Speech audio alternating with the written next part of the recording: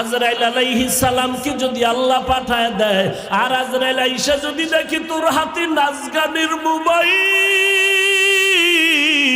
তুই বসে বসে নাচ দেখতেছো, গান শুনতেছো, আজান হইতেছে, তোর গানের আওয়াজ বন্ধ হয় না, তোর নাটক বন্ধ হয় না, কত মেয়ের চরিত্রের উপরে আঘাত করতেছো, কত মানুষের জীবনটাকে দুনিয়ার থেকে বরবাদ করে দিয়েছো।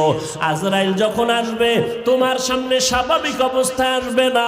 আল্লাহর নবী বলেন, এই গুনাহগার নাফরমানের সামনে আজরাইল এমন বিকট আকৃতি ধারণ করবে, মাথা আসমানে, পা জমিনে, এক হাত মাশরিক আর এক হাত মাগরিবে, চোখগুলো নীল নদের মতো বড় বড়, দেখিয়া ওর কলিজা উল্টায় যাবে, পাগলের মতো হয়ে যাবে। ও মা বলিয়াও ডাকতে পারবে না, আব্বু বলে ডাকতে পারবে না। আজরাইল আইসা রুহুটা যখন ধরার জন্য শরীরের উপরে কদম রাখবে, রুহুটা শরীরের জোড়ায় জোড়ায় জোড়ায়